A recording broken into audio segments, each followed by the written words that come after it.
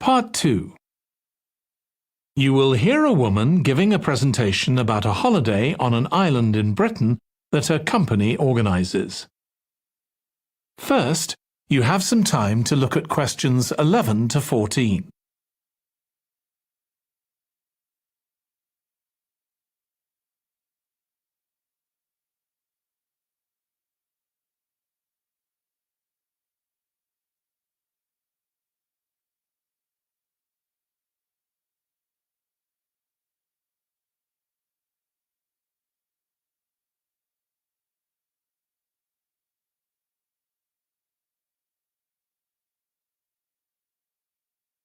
Now listen carefully and answer questions 11 to 14. Good morning. My name's Erica Matthews, and I'm the owner of Matthews Island Holidays, a company set up by my parents. Thank you for coming to this presentation, in which I hope to interest you in what we have to offer. We're a small family-run company, and we believe in the importance of the personal touch. So we don't aim to compete with other companies on the number of customers. What we do is build on our many years' experience, more than almost any other rail holiday company, to ensure we provide perfect holidays in a small number of destinations, which we've got to know extremely well. I'll start with our 6-day Isle of Man holiday. This is a fascinating island in the Irish Sea, with Wales to the south, England to the east, Scotland to the north, and Northern Ireland to the west. Our holiday starts in Heysham, where your tour manager will meet you. Then you'll travel by ferry to the Isle of Man. Some people prefer to fly from Luton instead, and another popular option is to go by train to Liverpool and take a ferry from there. You have 5 nights in the hotel, and the price covers 5 breakfasts and dinners, and lunch on the 3 days when there are organised trips. Day 4 is free, and most people have lunch in a cafe or restaurant in Douglas. The price of the holiday includes the ferry to the Isle of Man, all travel on the island, the hotel, and the meals I've mentioned.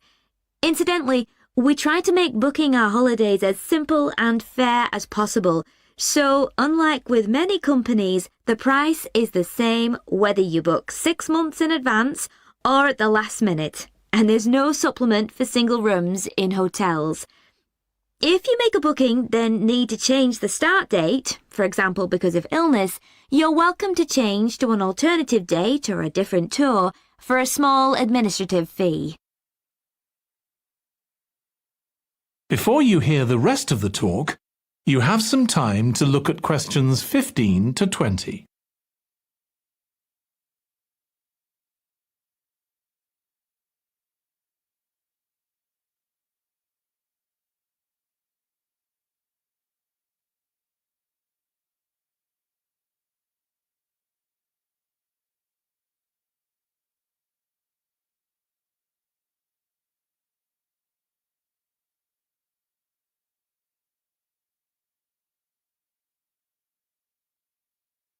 Now listen and answer questions 15 to 20. Okay, so what does the holiday consist of? Well, on day 1, you'll arrive in time for a short introduction by your tour manager, followed by dinner in the hotel.